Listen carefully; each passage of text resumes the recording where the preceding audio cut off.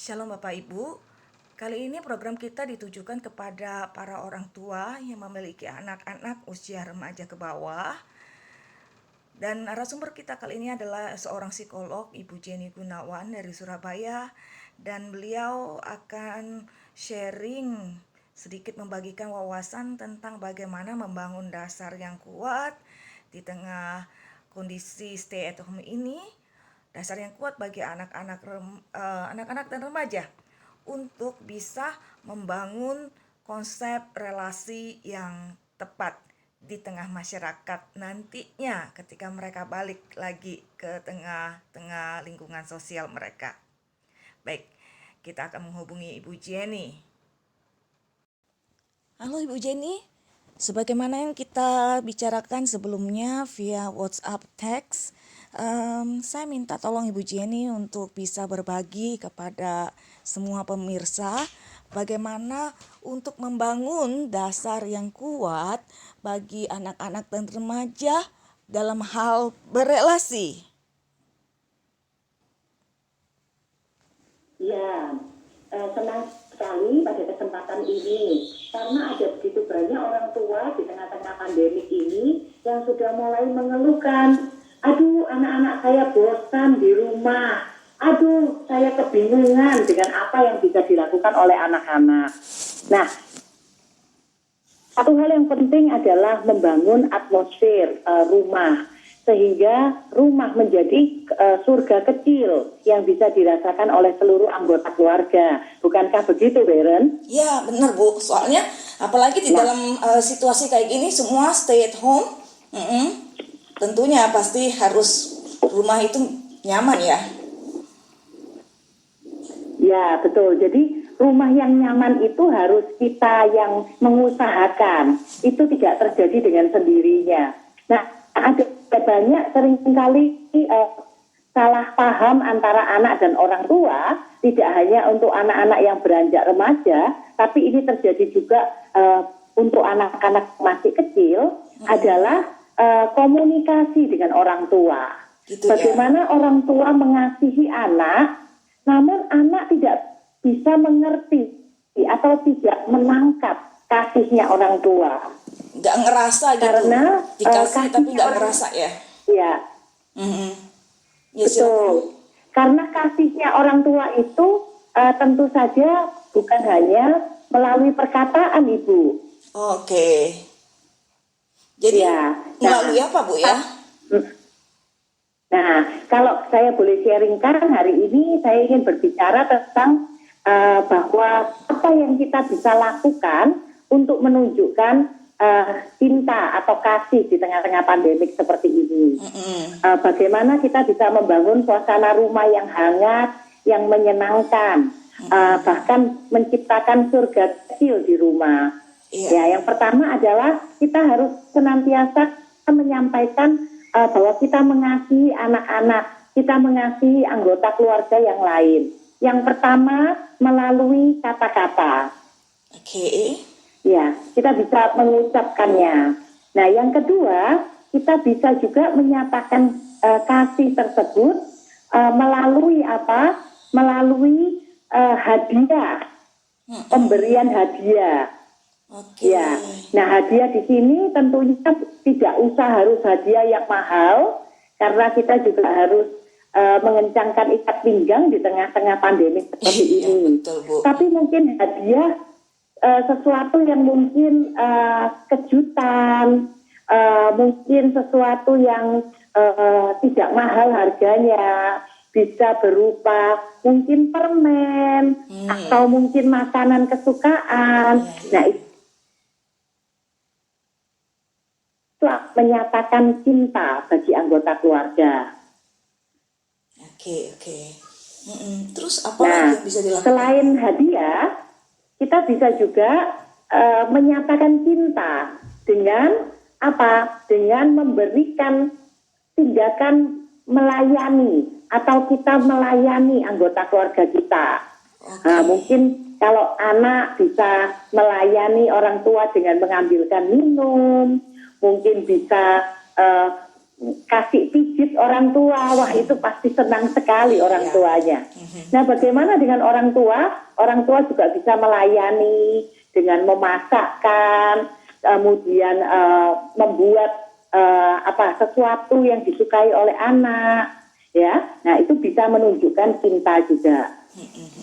Berikutnya, kita bisa menunjukkan cinta juga dengan waktu kita. Nah, ini adalah saat-saat kita banyak meluangkan waktu di rumah karena stay at home. Nah, biarlah bukan cuma kita berada bersama-sama di rumah, tapi kita juga bisa berjumpa pribadi lepas pribadi antara orang tua dengan anak, anak dengan keluarga, saudara-saudaranya, sehingga bisa tercipta satu bonding yang lebih baik melalui penyediaan waktu, menemani. Nah, dan yang terakhir, kita bisa menyatakan cinta kita, kasih kita kepada anggota keluarga melalui sentuhan.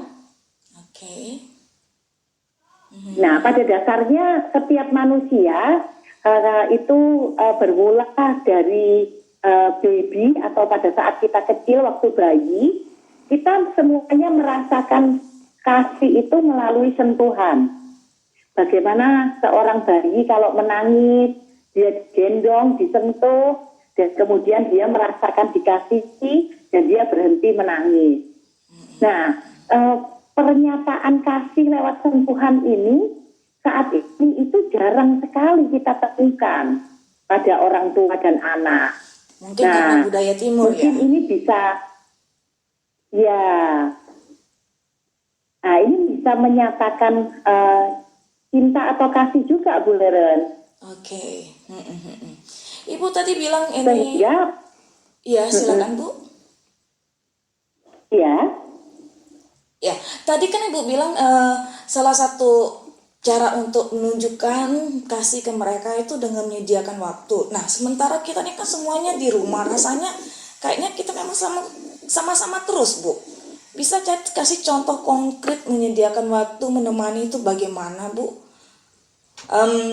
Ya. Mungkin kan saat ini kan orang pada online semua, masing-masing punya HP-nya sendiri, acaranya sendiri, di Zoom sendiri gitu. Tapi kan secara fisik sama-sama nih Bu dalam satu rumah.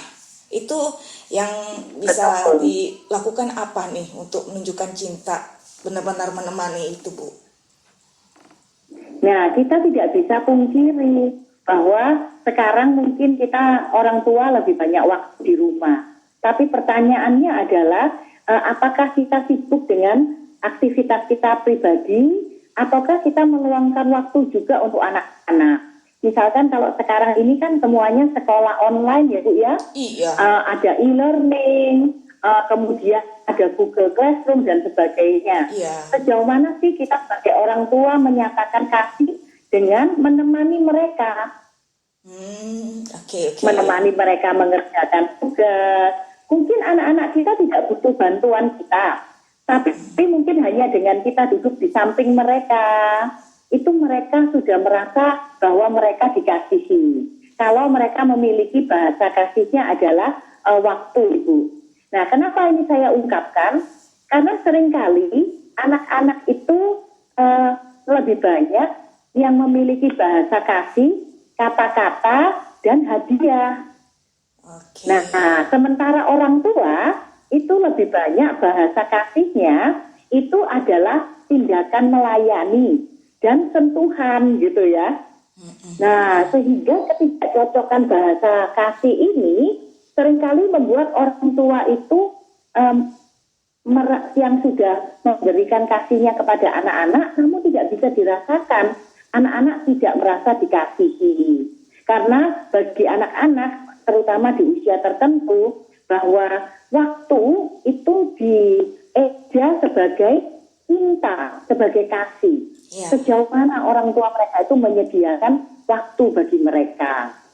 Nah, seringkali Bu, perbedaan bahasa kasih ini membuat komunikasi antara orang tua dan anak ini tidak bisa saling mengerti. Namanya bahasa, seperti kalau kita menguasai suatu bahasa, itu kalau satu berbicara bahasa Inggris, satu berbicara bahasa Mandarin, katakanlah Bu Heren, maka ini tidak bisa saling mengerti. Begitu. Nah, demikian pula dengan bahasa kasih. Semakin orang tua mengerti anak dan memberikan bahasa kasih yang tepat sesuai dengan bahasa kasih anak, maka anak akan merasa dikasihi. Dan itu akan meningkatkan bonding atau relasi antara orang tua dan anak. Bonding yang baik otomatis akan memperbaiki hubungan antara orang tua dan anak. Nah, di tengah-tengah pandemik seperti ini, saya pikir ada baik sekali bagi para orang tua kita untuk melatih diri, kita menyatakan kasih kita kepada anak-anak, kepada anggota keluarga yang lain melalui bahasa kasih. Dengan kata-kata bisa tertulis, bisa lisan, yang pertama, yang kedua dengan hadiah, yang ketiga dengan tindakan pelayanan, yang keempat melalui waktu, dan yang kelima melalui sentuhan. Iya, terima kasih banyak Ibu Jenny untuk sharing yang sangat-sangat bermanfaat dan ini sangat-sangat mendasar Bu ya. Saya pikir mungkin kalau ini dapat dilakukan oleh seluruh orang Kristen di dunia ini, ya, gak usah jauh-jauh di Indonesia ini, maka kita sedang membentuk generasi yang sehat, yang kuat secara emosi ya, secara perasaan mereka juga tidak kehausan akan cinta di luar sana. Ini menjadi sebuah dasar yang kuat. Dan bagaimanapun juga orang tua itu adalah wakilnya gambaran Tuhan di dalam hidup anak-anak Bu ya. Setuju ya? Jadi kalau kita bisa memanfaatkan pandemi ini untuk menyatakan cinta, membuat anak merasakan cinta, mereka juga bisa merasakan bahwa Tuhan itu mengasihi mereka ya. Dan ini akan membuat mereka lebih bisa untuk mengelola perasaan dan relasi mereka nanti setelah mereka terjun kembali ke tengah masyarakat, ke tengah teman-teman mereka. Terima kasih banyak Bu ya, luar biasa. Kiranya Tuhan berkati pelayanan Ibu dan Bapak dan juga keluarga, dan Tuhan juga memberkati para pemirsa supaya mereka juga bisa mempraktekkan apa yang dipelajari dari postingan singkat pada hari ini. Benar, pesan terakhir untuk para orang tua, jangan pernah berhemat untuk menyatakan bahwa engkau mengasihi anggota keluargamu. Selagi masih ada kesempatan, nyatakan kasih, nyatakan cinta kepada mereka. Tidak akan pernah terlalu banyak, tetapi biarkan mereka boleh merasakan juga kasih dan cinta Tuhan melalui kehadiran kita. Melalui apa yang kita perbuat, melalui perkataan kita. Terima kasih, sampai jumpa kembali. Sampai jumpa Ibu, Tuhan berkati.